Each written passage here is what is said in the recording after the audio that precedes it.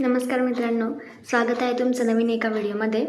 तर आज आपण बघणार आहोत कंप्लीट आत्तापासून जे 6 मंथ आहेत तेवढं 6 महिन्यांमध्ये तुम्ही कशी प्रिपरेशन करायची आहे. प्री प्लस मेन्स ही दोन्ही स्ट्रॅटेजी मी सांगणार आहे. तर मग सुरुवात करूया.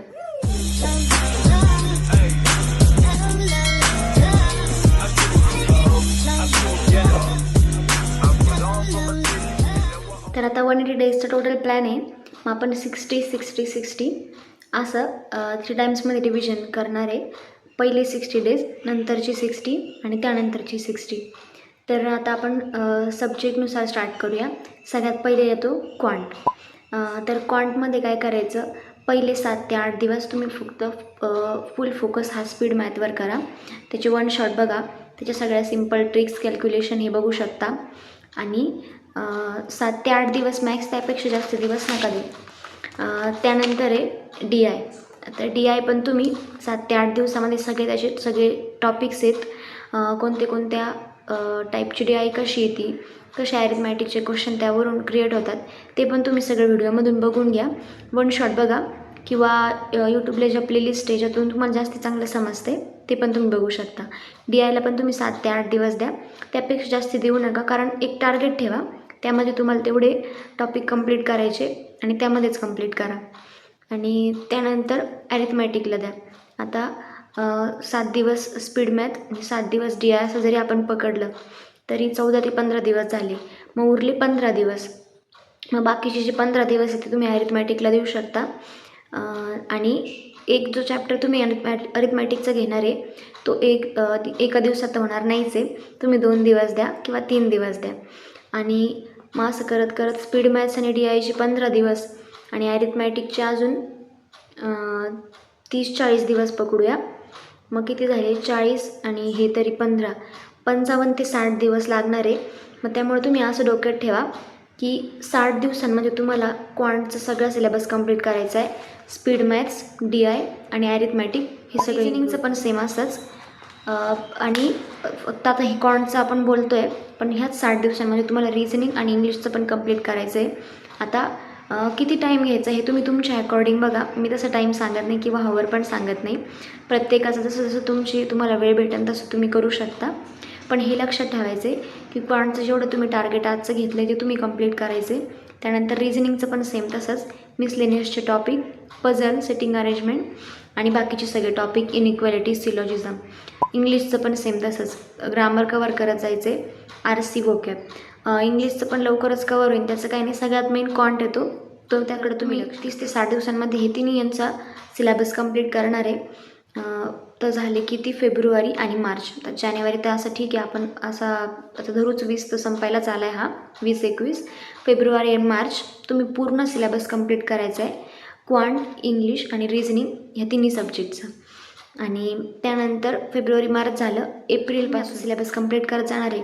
तर आपण सगळ्यात मोठं चूक काय करतो किंवा असं माइंडसेट ठेवतो की आता बघू, जेव्हा माझं सगळं एकदा सिलेबस कंप्लीट होईल त्यानंतर मी प्रॅक्टिसला लागू. पण नाही, ते सगळं डोक्यामध्ये इतका ओव्हरलोड होतो आणि कन्सेप्ट पण सगळ्या इतक्या डोक्यामध्ये काहीच समजत नाही आपल्याला नेमकी कोणत्या चॅप्टरमधून कसं गेलं आहे. त्यामुळं तुम्ही परत जर प्रॅक्टिस करायला लागलं तुम्ही अगोदरचं सगळं विसरून जाणार आहे लास्टला जर घेतलं तर. मग तुम्ही काय करा, एक चॅप्टर झाला, त्याची कन्सेप्ट तुम्ही बघितले, समजून घेतले, भले 2 ते 3 दिवस लागू दे एका चॅप्टरला. तुम्ही बाकीचे चॅप्टर जसे मग इझी हार्ड लेवल आहे त्यानुसार डेज कमी जास्त करू शकता.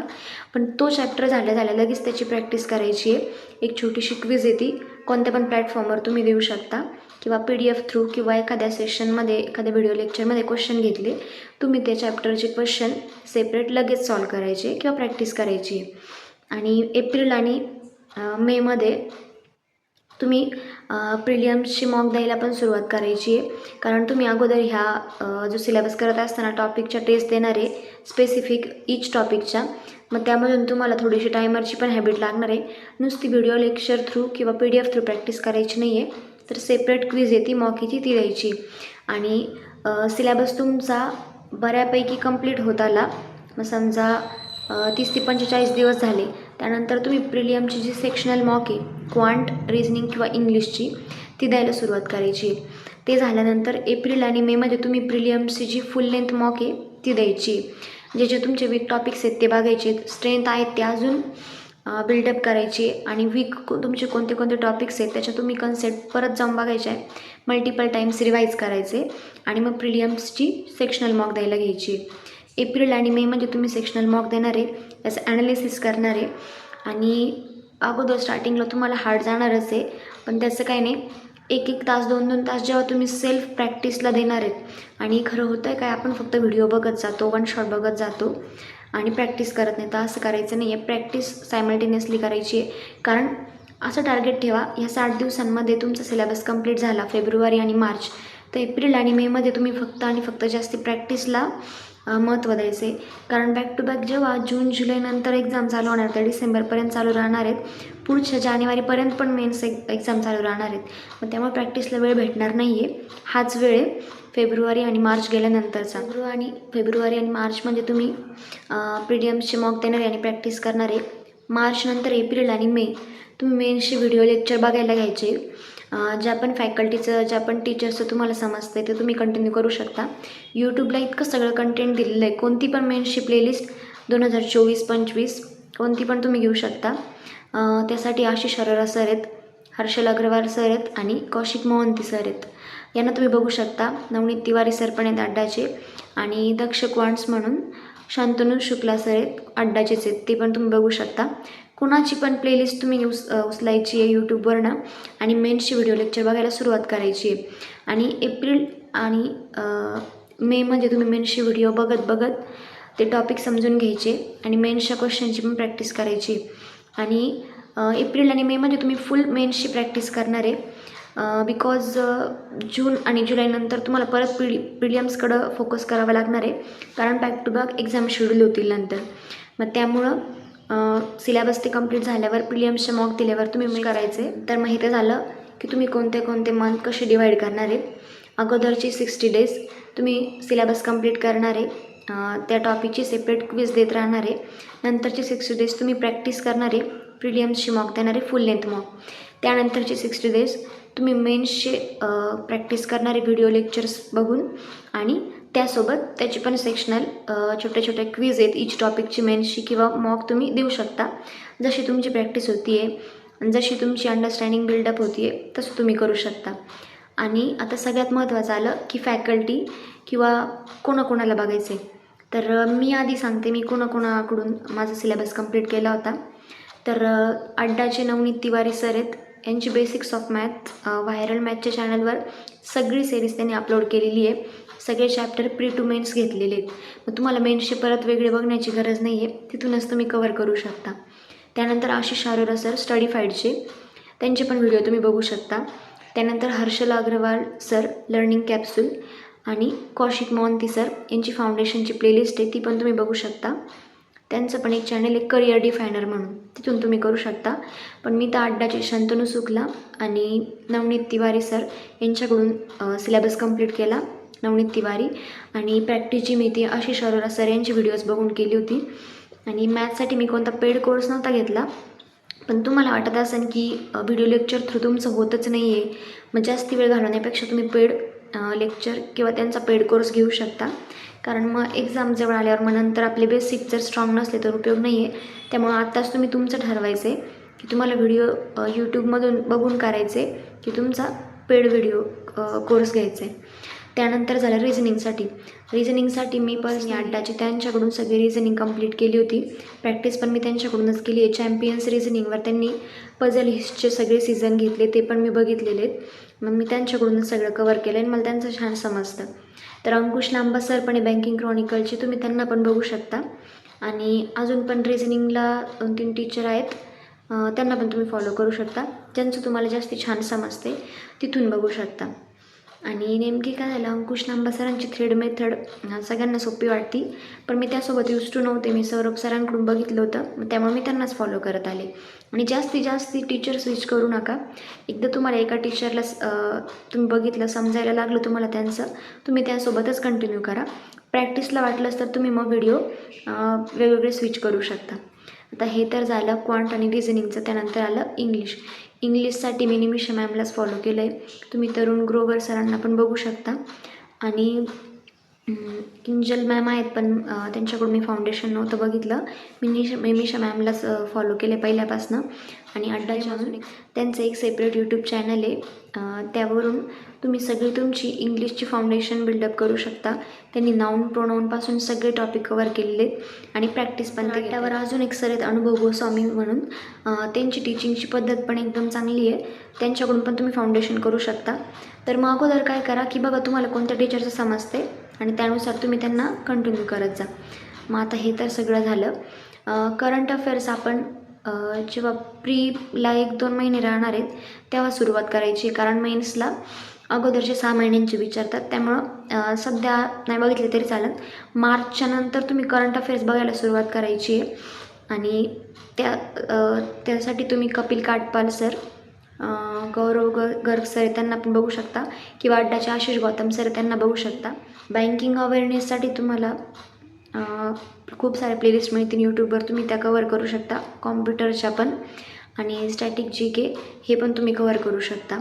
बाकी करंट अफेअर्स ह्या नंतर सुरुवात करायचे. मार्च करंट अफेअर्ससाठी एस ऑफिसरचे सर आहेत कुश सर म्हणून, त्यांना पण तुम्ही बघू शकता. झालं की कोणते कोणते टीचर्सला तुम्ही फॉलो करायचं आहे, सिलेबस कंप्लीट करायचं आहे. आता जर तुम्हाला बुक हवे असतील तर ते आपण बघू. आशिष अरोरा सरांचं क्वांटचं बुक आहे, ते तुम्ही घेऊ शकता. अदरवाईज अड्डाचे शंतनू शुक्ला सर आहेत, त्यांचं दक्ष क्वांट्स म्हणून बुक आहे, ते तुम्ही घेऊ शकता. किंवा व्हायरल मॅथचे नवनीत तिवारे सर, त्यांचं बुक मी घेतलं आहे. कन्सेप्ट वाईज सगळे चॅप्टरची प्रॅक्टिस, प्री टू मेन्स सगळे क्वेश्चन त्यामध्ये आहेत, ते बुक पण तुम्ही घेऊ शकता. ते पण छान आहे, ते माझ्याकडे आहे. त्यानंतर रिझनिंगसाठी चॅम्पियन्स रिझनिंग सौरभ सरांचं बुक आहे, ते तुम्ही घेऊ शकता. इंग्लिशसाठी निमिषा मॅमचं इंग्लिश ग्रंथ हे बुक आहे, ते तुम्ही घेऊ शकता. आणि इंग्लिशची जर तुम्हाला मेन्ससाठी प्रॅक्टिस करायचं असेल तर परफेक्शनची प्लेलिस्ट यूट्यूबवर अपलोड केली आहे, ते तिथून तुम्ही करू शकता. त्यासाठी खास तुम्हाला कोणतं बुकच घ्यायला पाहिजे असं काही नाही आहे. त्यासाठी मी तर तुम्हाला सांगितले आशिष गौतम, कपिल काटपाल आणि कुश पांडे सर यांना तुम्ही बघू शकता. तर आता नेक्स्ट पॉईंट आहे की तुम्ही मॉक टेस्ट कोणत्या प्लॅटफॉर्मवरून द्यायचे. तर मॉक टेस्टसाठी तुम्ही टेक्स्टबुक, गाईडली आणि एस ऑफिसर किंवा ऑडिओ बोर्ड यामधून कोणता पण प्लॅटफॉर्म घेऊ शकता. एक्झाम जवळ आल्यावर आता मी तर गाईडलीवरूनच देते, अगोदर मी टेक्स्टबुकवरनं द्यायचे. अड्डाचे मॉक तुम्ही नाही परचेस केले तरी चालेल, कारण त्यामध्ये मॉकचे लेवल आहे ते PYQ दिलेले असतात, किंवा तेवढे हाय लेवलचे क्वेश्चन त्यांनी अपलोड पण केले नाही आहेत. मी टेस्ट प्राईम घेतलं होतं, पण ठीक आहे, तुम्हाला कसं त्यांचं कंटेंट वाटते बघा.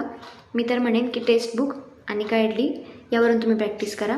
त्यांचे डेली PDF चे बंडल येतात, ते पण तुम्ही सॉल्व करायचे जेव्हा तुम्ही प्रिलियम्स आणि मेन्सची प्रॅक्टिस करणार आहे तेव्हा. आणि मॉक टेस्ट पण तिथून तुम्ही देऊ शकता. आणि आता ही सगळी जी स्ट्रॅटेजी झाली ही झाली बिगिनरसाठी. मॅक्सिमम 7 ते 8 तास तुम्हाला द्यावाच लागणार आहेत. त्यापेक्षा कमी जर दिले तर मग ते तुम्ही बघायचे की तुम्ही बाकी कोणता टाईम कुठं शिफ्ट करून ते टास्क कंप्लीट करून घेत आहे. कारण सिलेबस तुम्हाला 2 महिन्यांमध्ये कंप्लीट करावंच लागणार आहे. बाकी वेळ तुम्हाला जास्तीत जास्त प्रॅक्टिसला आणि सेल्फ इम्प्रूव्हमेंटला द्यायचं आहे. रिपीटर्सने सगळ्यात महत्त्वाचं जे तुम्ही मॉक दिलेलं आहे त्याचं ॲनालिसिस व्यवस्थित करायचं आहे. तुमचे वीक टॉपिक्स कोणते आहेत त्यामध्ये इम्प्रूव्हमेंट आणायची आहे. आणि मेन्सच्या मॉककडं पण जास्ती लक्ष रिपीटर्सने द्यायचं आहे, कारण त्यांचा ओव्हरऑल सिलेबस कंप्लीट झाला आहे. आणि जरी कोणते चॅप्टर जे तुम्हाला असे वाटत असतील मॉक ॲनालिसिसवरनं की ते वीक राहिलेत, तर त्याचे तुम्ही बेसिक कन्सेप्ट ते सगळे रिवाईज करून घ्या. आणि प्री लेवलची मॉक तुम्ही रोज द्यायची आहे रिपीटर्सने, रोज एक प्रीची मॉक द्यायची आहे. आणि मेन्सचे सेक्शनल मॉक कंटिन्यू करायचे आहे. आणि जेवढी जास्त मेन्सची प्रॅक्टिस करता येईल तेवढी जास्त करायची आहे, बिकॉज प्रीची प्रॅक्टिस तुमची झालेली आहे. प्री लेवलचे क्वेश्चन मग आता मेन्सकडे शिफ्ट करायचे. आणि जे तुमचे वीक टॉपिक्स आहेत ते तुम्ही स्ट्रॉंग करायचे. एप्रिल मे असे 3 ते 4 महिने मेन्सची प्रॅक्टिस केली तरी चालेल. प्रीची तुम्ही सेक्शनल टेस्ट किंवा फुल लेंथ मॉक देतच राहणार आहेत. जून जुलैमध्ये मग नंतर प्रिलियम्सकडे शिफ्ट व्हायचे, कारण तेव्हा एक्झाम येणार आहेत. तर मग हे रिपीटर्सनी करायचे. मेन म्हणजे त्यांनी त्यांचे फाउंडेशन किंवा जे वीक टॉपिक आहेत मॉक टेस्ट ॲनालिसिसवरनं तुम्हाला जे कळत आहे तेच तुम्ही बिल्ड करायचे. तुमचे कुठे नंबर जास्ती कमी होत आहे, निगेटिव्ह मार्किंग कुठं होती आहे ते लक्ष द्यायचं आहे. आणि अटेम्प्ट जास्तीत जास्त वाढवायचे. आणि जे बिगिनर आहेत त्यांनी सगळ्यात जास्त अटेम्प्टकडं लक्ष द्यायचं नाही, ॲक्युरसीवर लक्ष द्यायचं आहे. ॲक्युरसी अगोदर नीट करायची आहे. ॲक्युरसीवर तुम्ही लक्ष दिलं की निगेटिव्ह मार्किंग पण कमी होईल आणि हळूहळू तुमचे अटेम्प्ट पण वाढत जातील. मग हे सगळं झालं, तुम्ही कसं कसं मन डिवाईड करून प्रॅक्टिस करायची आहे. तर प्रॅक्टिसला सगळ्यात जास्त महत्त्व द्यायचं आहे. माझ्याकडून पण असं व्हायचं की समजा मी आज बघते एखादी मॅरेथॉन घेतली, मग खूप वेळ झाला दुपारपर्यंत तीच करते, तसं नाही. तुम्ही त्या मॅरेथॉनमधली 3-4 तासांची जर असेल तर 1 तास तुम्ही त्याच्यामधले क्वेश्चन सोडवा आणि दुसऱ्या सब्जेक्टकडे शिफ्ट करू शकता प्रॅक्टिससाठी. पण जास्तीत जास्त वेळ हा तुमच्या मॉकमध्ये आणि तुम्ही जी सेल्फ प्रॅक्टिस करणारे PDF किंवा बुक्समधून त्यामध्ये द्यायचं आहे. कारण त्याशिवाय तुमची इम्प्रूव्हमेंट होणार नाही आहे. व्हिडिओमध्ये काय होतं की आपल्यासमोर टीचर असतात, मग आपल्याला माहिती असतं, आपण त्यांना रेफरन्स म्हणून यूज करतो की आपण जरी सॉल्व नाही केलं हे सॉल्व करतील. मग आपली इम्प्रूव्हमेंट होत नाही किंवा आपल्याला कळत नाही आपण त्या कन्सेप्ट किती कॅप्चर केलं आहे आणि किती मॉकपर्यंत पोहोचलो आहे. मग त्यामुळं प्रॅक्टिसकडे जास्त लक्ष द्यायचे. तुमचे सगळे डाऊट आता क्लिअर झाले असतील. जरी काही डाऊट असतील ते मला सांगा. व्हिडिओ बघण्यासाठी खूप खूप धन्यवाद. बाय.